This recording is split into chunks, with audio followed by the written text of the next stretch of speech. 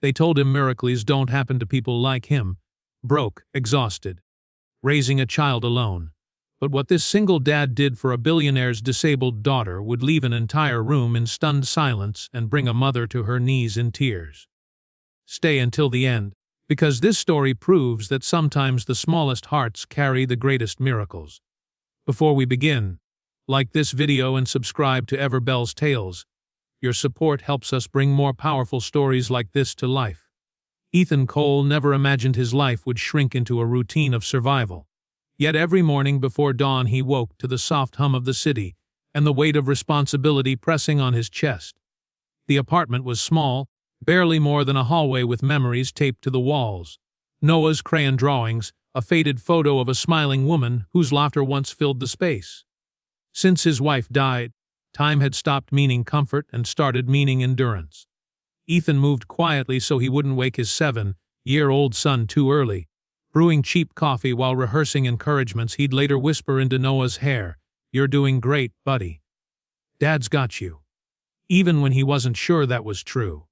Money was always short, sleep was always missing, and grief lived in him like an old injury that flared without warning. That rainy afternoon, after finishing his second shift repairing elevators at the Meridian Grand Hotel, Ethan wiped grease from his hands and prepared to head home when the supervisor stopped him, mentioning a malfunction in a private lift at the top floor. Urgent, VIP level. Ethan sighed, nodded, and stepped back into the service elevator, unaware that this detour would carve a permanent mark into his life. The penthouse was a world apart from his own. Polished marble floors, walls of glass revealing the city like a glittering kingdom, and silence so heavy it felt curated. Inside, Clara Williams stood frozen near a wheelchair. Her manicured hands clenched tight as panic crept into her controlled expression. Her daughter Lily sat rigidly in the chair, small shoulders shaking, her breath shallow and uneven. The elevator doors behind them were stuck between floors, alarms blinking red, the space thick with fear. Clara had faced billion-dollar deals without blinking, but nothing prepared her for the terror of watching her child struggle for air, eyes darting in confusion she couldn't voice. Ethan entered soaked from the rain, toolbox clanking softly, and immediately dropped to one knee to meet Lily's eye level. He didn't speak to Clara first. He spoke to Lily. His voice was calm, warm, steady, like a hand on a trembling shoulder. He told her his name, said he fixed broken things, joked that elevators were just dramatic boxes that liked attention. Lily's eyes followed his lips carefully, her fingers twitching against the armrest. Ethan noticed everything. The way her body stiffened at sudden sounds, the way fear locked her muscles tighter than any diagnosis ever could. As he worked, he talked, not about the elevator, but about Noah, about how his son once cried on his first elevator ride, and how they pretended every ride was a rocket ship counting down to launch. Ethan softly counted backward from 10, turning fear into imagination. Lily's breathing slowed. The panic in the room thinned. Clara watched, stunned, as her daughter's gaze softened, the terror in her eyes giving way to something unfamiliar: connection. When the doors finally jolted open, the relief was overwhelming, but the moment didn't end there. Lily didn't immediately relax or look to her mother as she usually did. Instead, with slow, deliberate effort, she lifted her hand, weak, shaking, and reached toward Ethan. Her fingers brushed his sleeve, then closed around it, holding on as if afraid he might disappear. The room went silent. Clara felt her heart crack open. Lily hadn't initiated movement like that in weeks. Doctors had explained the decline clinically, gently, but nothing prepared a mother for seeing her child trapped inside a body that wouldn't respond. Tears burned Clara's eyes as she watched Ethan smile, not surprised, not alarmed, just present. He didn't pull away. He let Lily hold on as long as she needed. For Ethan, it felt natural, like when Noah reached for him during nightmares. For Clara, it felt impossible. In that single fragile moment, something shifted, something no specialist, no machine, no amount of money had managed to reach.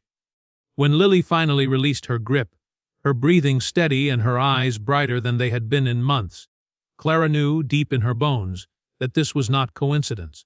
As Ethan packed up his tools, apologizing for the inconvenience, as if he hadn't just calmed a storm no one else could touch, Clara watched him walk away, rain-soaked and unassuming, carrying a miracle he didn't even know he'd delivered. Clara Williams did not sleep that night, not because of board meetings or market fluctuations, but because every time she closed her eyes, she saw her daughter's trembling hand gripping the sleeve of a stranger who had somehow reached her when no one else could. For years, Clara had mastered control over companies, outcomes, people. But Lily's illness had dismantled that illusion piece by piece.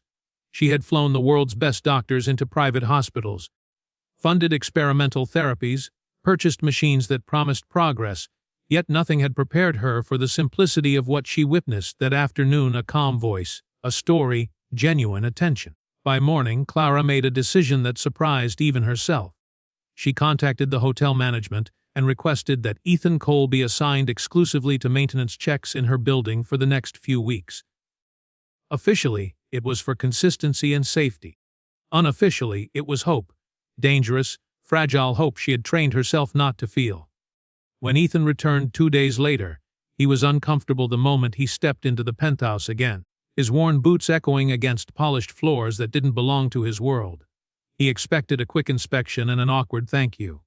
Instead, Lily noticed him instantly. Her eyes widened, and a soft, broken sound escaped her throat. Half gasp, half laugh. Ethan froze. Clara felt her breath hitch. Lily's fingers moved again, slower this time but deliberate, tapping against the armrest as if calling him closer.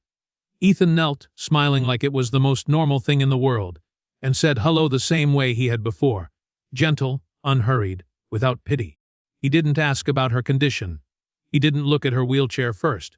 He talked about Noah, about fixing a leaky sink, about how elevators still liked attention. Lily listened, truly listened, her body less rigid, her breathing steady. Clara watched from a distance, afraid to interrupt whatever invisible thread was forming between them. Over the next several visits, something undeniable happened. Lily began responding sooner. Her fingers flexed more often. Small sounds turned into syllables. Therapists noticed changes they couldn't chart properly: engagement, alertness, emotional presence. Ethan never overstayed. He never demanded credit. Sometimes he brought Noah along after school, apologizing nervously. But Lily reacted to Noah with a brightness Clara hadn't seen in years. Noah treated Lily like a teammate, not a patient. He sat on the floor and showed her drawings, narrated imaginary adventures, held her hand without hesitation. There were no careful instructions, no hushed warnings, just children being children. One afternoon, Clara entered the room to find Ethan assembling something out of scrap wood and leftover brackets. She frowned, confused, until he explained that when Noah broke his leg years ago, the physical therapy equipment scared him, so Ethan built a simple standing frame at home to make it feel less intimidating. It wasn't medical grade, it wasn't sleek, it was human. Doctors were called in reluctantly, skeptical but curious.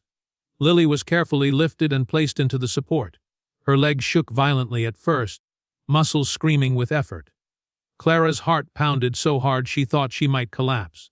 Ethan knelt in front of Lily, meeting her eyes, speaking softly, reminding her to breathe, telling her she was safe.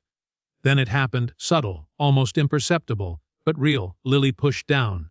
Her knees locked for a second longer than physics should have allowed. A second became 2. 2 became 5. Lily was standing. Clara covered her mouth as a sound tore out of her chest, a sob she couldn't contain, years of restraint breaking all at once. Doctors rushed forward, stunned, checking vitals, whispering theories, but Clara barely heard them. She dropped to her knees, tears streaming freely, her carefully composed world dissolving as she realized she was witnessing something she had nearly stopped believing in. When Lily was gently lowered back into her chair, exhausted but smiling, Clara turned to Ethan, her voice shaking as she tried to offer him everything she knew how to give: money, security, influence. She told him he had no idea what he had done. Ethan listened politely, then shook his head. He said he didn't fix Lily. He just treated her like a kid who still had stories left inside her. That was when Clara truly broke. She hugged him without caring how it looked, crying into the shoulder of a man who had nothing she could buy, and everything she couldn't. The world found out eventually, the way it always does when something extraordinary refuses to stay quiet. But Ethan Cole never chased the attention that followed. News outlets wanted interviews, experts demanded explanations, and social media crowned him with titles he didn't recognize: hero, healer, Miracle man. Ethan declined most of it, choosing instead to keep his mornings the same, waking before sunrise, packing Noah's lunch, and walking him to school with the same quiet promises. Yet change had already woven itself into their lives. Lily Williams continued to improve, not in dramatic leaps that made headlines, but in steady, meaningful steps that mattered far more. She spoke in full sentences again, laughed without strain, and stood longer each week with support. Each small victory felt enormous, not because it defied science, but because it restored something deeper: belief. Clara watched her daughter transform, and realized how close she had come to mistaking survival for living. After years of measuring success in profit margins and expansion charts, she made a decision that stunned investors and dominated financial news for weeks. She stepped away from daily control of her empire. In its place, she launched a foundation focused on children with disabilities, not centered solely on technology or clinical advancement, but on emotional safety, family involvement, and human connection. She called it the Ever Bells Project, inspired by the idea that even the quietest moments could ring louder than wealth if someone truly listened. Ethan was invited to help shape the program, not as a symbol, but as a guide. At first, he refused. He didn't see himself as qualified, didn't want Noah growing up under spotlights or expectations. But one evening, as they sat on the edge of Noah's bed surrounded by toy astronauts and unfinished homework, Noah asked a simple question that changed everything. He asked if helping kids like Lily could be their new adventure, like a mission where no one had to be scared anymore. Ethan realized then that this wasn't about recognition. It was about choosing to show up where it mattered most. Years passed, not in headlines but in milestones. The foundation opened community centers instead of luxury clinics, filled with laughter instead of hushed hallways. Parents learned how to engage instead of observe. Children were seen before they were diagnosed, and Lily, once silent, once still, became the heart of it all. On a quiet afternoon, without cameras or announcements, Lily stood up on her own inside one of those centers. Her legs trembled, her breath hitched, but she took one step, then another, moving toward her mother, who stood frozen in disbelief. Clara collapsed to the floor, sobbing openly, her hands covering her face as years of fear, guilt, and helplessness poured out at once. When Lily reached her, Clara pulled her into an embrace, whispering broken thank yous between tears. Ethan stood nearby, Noah gripping his hand, both of them silent witnesses to a moment that never needed an audience. Clara looked up at Ethan, her voice barely a whisper, and told him he had given her daughter her life back. Ethan shook his head gently and replied that Lily had always had a life. She just needed someone to believe she was still in it. The miracle, in the end, wasn't healing alone. It was perspective. A single dad who chose compassion over fear. A child who refused to disappear. A mother who learned that love, not power, moves the world forward. And long after the story faded from the news, its echo lived on in every quiet bell rung by hope, reminding anyone willing to listen that miracles are not found, they are made.